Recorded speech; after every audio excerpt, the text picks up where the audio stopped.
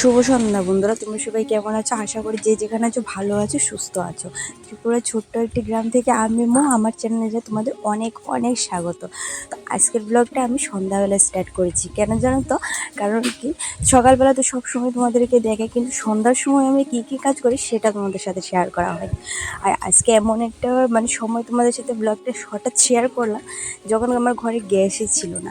আর অনেকটা সমস্যার মধ্যে থেকেই বাইরে রান্নাটা শুরু করেছি। তো চলো তোমাদের সাথে সবটাই শেয়ার করব। আমার দিনগুলো কেমন কাটছে, অনেক দিন পরে যেহেতু ব্লগটা স্টার্ট করেছি। আর ভাবছি এবার থেকে ডেলি না হোক, মাঝ মাঝে একদিন গ্যাপ করেও হলো তোমাদের সাথে একটা একটা করে ব্লগ শেয়ার করব। তো তাহলে তোমরাও আমার সম্বন্ধে জানতে পারবে যে আমি কেমন আছি বা আমার ফ্যামিলির মানুষেরা কেমন আছে। আর তোমরা তো আমার ডান্স ভিডিও দেখবে, এটা তো চলবে, সবসময় রেগুলার চলবে। তো দেখো, এখন আমি মামের খাবারটা বসিয়ে দিয়েছিলাম। প্রথমে দুধটা জাল দিয়ে নিয়েছিলাম। আর রাতের বেলা সবচেয়ে বড় সমস্যা হচ্ছে চুলার মধ্যে মামের খাবারটা করার জন্য সমস্যা হয় যে এত ছোটো বাচ্চার খাবারটা খোলা আকাশের নিচে আমার রান্না করতে হয়। তো তার জন্য কী করব বলো, এখন যেহেতু গ্যাস নেই, গ্যাস ফুরিয়ে গেছে। আর আমাদের মতো মধ্যবিত্ত ফ্যামিলি হঠাৎ করে সব কিছু জোগাড় করাটাও সম্ভব হয় না। তো তার জন্য এত সমস্যার মাঝেও দেখো নিজেকে হ্যাপি রাখার কথা চেষ্টা করি।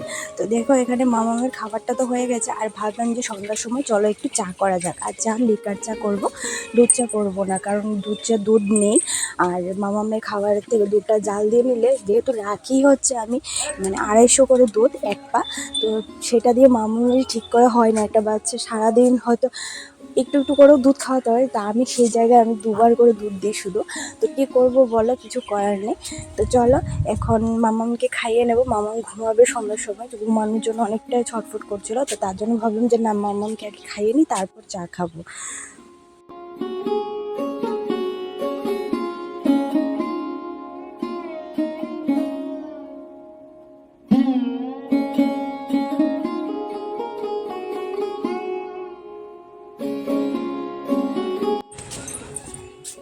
মেয়ের খাওয়ানো তো হয়ে গেছে, আর এখন মেয়ের খাইয়ে মেয়েকে ঘুম পাড়িয়ে দিচ্ছে। আর আমি এখানে রান্না বসাতে চলে এসেছি। আবার যেতে হবে, একটু দোকানে যাব, কারণ মেয়ের খাবারের জলটা না ফুরিয়ে গেছে। আর যেহেতু মেয়েকে ডাইরেক্ট আমি ওই জলটা খাওয়াতে পারি না, যে কারণ হচ্ছে যে তোমরা বলতে পারো যে বাড়ি থেকে ফিল্টার নেই, ফিল্টার তো আছে, কিন্তু ফিল্টারটা ভালো করে জলটাকে ক্লিন করে না। তো তার জন্য মেয়েকে খাওয়াতে পারছি না। তো তার জন্য ভাবলাম যে না, চলো আজকে যেহেতু ড্রাম কিনতে পারিনি, তাহলে বোতলে কিনে নিয়ে আসি। তো পাশের দোকান থেকে জলের বোতলটা কিনতে যাচ্ছি। আলুগুলো সিদ্ধ বসে দিয়ে চলে গেলাম জল আনতে। আর জলটা নিয়ে চলে এসেছি। এখন জলটাকে একটু ফুটিয়ে নেব, যেহেতু ডাইরেক্ট জলটা আমি এমনি খাওয়াতে পারি না, ও যেহেতু ছোটো এখনও। তো তার জন্য এখানে দেখো, মেয়ের বার্থডের সময় আমার পিসি মেয়ের দিদুনের একটা ইলেকট্রিক কেটলি দিয়েছিল, তো সেটার মধ্যে সিদ্ধ করে নিচ্ছি। জল অনেকটা আমার সুবিধে হয়।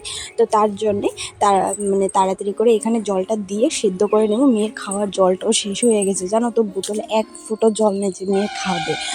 তো এখানে আলুগুলো আমার প্রায় সিদ্ধ হয়ে গেছে। তো এসে ভালো করে জালটা ধরে নিচ্ছে, জালটা নিভে গিয়েছিল।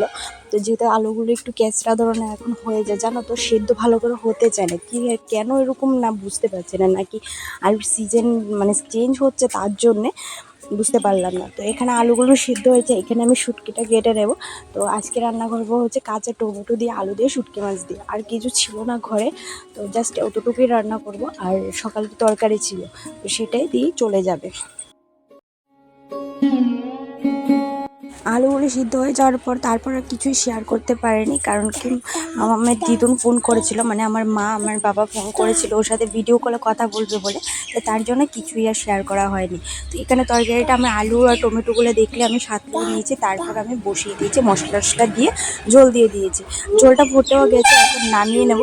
নামিয়ে দুটো বাটিতে আলাদা করে রেখে দেবো, যেহেতু সব একসাথে রাখলে না আমার লাগে বেশি, আমার থেকে লাগে এরকম। তো দুটো বাড়িতে আলাদা আলাদা করে রাখলে তারপর কমেতে সেরে যায়। তো তার জন্য দুটো বাটিতে আলাদা করে রেখে, আর একটা রাতের জন্য রেখে দেবো, আর একটা সকালের জন্য রেখে দেবো। তো সকালেরটা জাল দিয়ে তারপর তোমাদের দাদাভাই দিয়ে দেবো। চলো দেখতে থাকো তোমরা ব্লগটা। এখনো পর্যন্ত তোমরা যারা আমার ব্লগটা না স্কিপ করে দেখেছো তাদেরকে অসংখ্য ধন্যবাদ। আর তোমাদের কাছে একটা অনুরোধ বলতে পারো, যারা যে জায়গা থেকে দেখছো প্লিজ কমেন্টে আমাকে একটু বলে যেও, যাতে আমি জানতে পারি যে কত দূর থেকে আমার ব্লগগুলো তোমরা আমার সবসময় দেখো। তো চলো, এখানে দেখো রান্না শেষ হওয়ার পর এখানে বাসনগুলো নিয়ে চলে এসেছি। ভাবলাম যে না, রাতে বাসনগুলো মেজে রাখি, তাহলে সকালে অনেকটা কাজ আমার কমে যাবে। তো সেটাই। আর সকালে আবারই বাসন হবে, কারণ রাতে খাওয়া হবে, খাওয়া হওয়ার পর অনেকগুলো তরকারি বাটি অপসর হবে, তো সেগুলো আবার ধুতে হবে। তো তার জন্য রান্নার বাসনগুলো সবগুলো ধুয়ে নিয়েছি। জল ছিল, জল না থাকলে হয়তো সেটা সম্ভব হতো না, সে আমাকে সকালেই মাজতে হতো। তো তাই তাড়াতাড়ি করে বাসনগুলো ধুয়ে এই জায়গাটার মধ্যে রান্না করেছি, সেই জায়গাটা একটু ঝাড় দিয়ে নেব। কারণ কি, সকালবেলা ঘুম থেকে উঠে না হলে এই জায়গাটা দেখতে এক ফোঁটাও ভালো লাগে না। আর সবাই বলে নাকি যেখানে রান্না করা হয় সেখানে ঝাড় দিয়ে পরিষ্কার করে রাখতে হয়। তো চলো, আগের দিনে যা কথা ছিল তো কিছু কিছু তো মানতেই হয়। তো চলো, এখানে দেখো আমি হাত পা ধুয়ে একটু ফ্রেশ হয়ে নিয়েছি। আর এখন চলে যাব ভাত খেতে, কারণ অনেকটা রাত হয়ে গেছে, তার জন্যে এখানে আমি ভাত বেড়ে নিচ্ছি, তারপর শাশুড়ি মা এখানে জল নিয়ে নেবে। তো চলো, এখানে ভাতটা খাওয়ার পর মেয়েকে আবার খাওয়াতে হবে, যেহেতু রাত অনেকটা হয়ে গেছে। রাতের খাওয়ারটা মেয়েকে খাইয়ে তারপর ঘুমোতে যাব।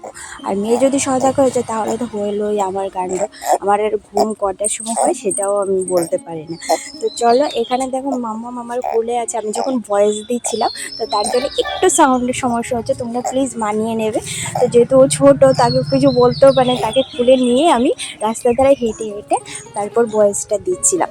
তো দেখো, এখানে মাম্মামকে খাইয়ে এনেছি, খাইয়ে মাম্মাম ঘুমাচ্ছিল, কিন্তু মাম্মা হঠাৎ করে এমন চিল্লাচিল্লি শুরু করেছে ঘুমানোর আগে, বুঝতে পারলাম না। খাওয়া দাওয়াটা সব শেষ, তারপরেই চিল্লাচিল্লি লেগেছে।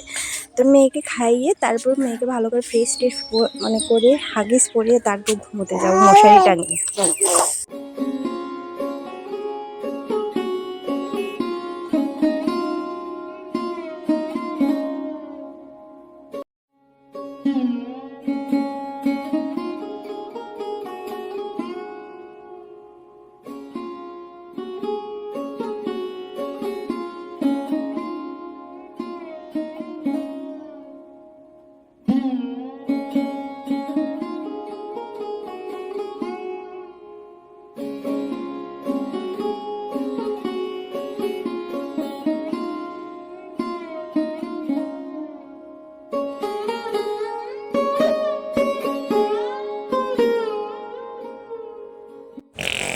চলো বন্ধুরা, আজকের মতো এতটুকুই। আজকের ব্লগটা তোমাদের কীরকম লাগলো অবশ্যই কমেন্ট করে আমাকে জানাবে। আর যারা এখন আমার চ্যানেলটাকে সাবস্ক্রাইব করেনি তারা অবশ্যই সাবস্ক্রাইব করে আমার পাশে থাকবে। গুড নাইট, চলো টাটা সবাইকে।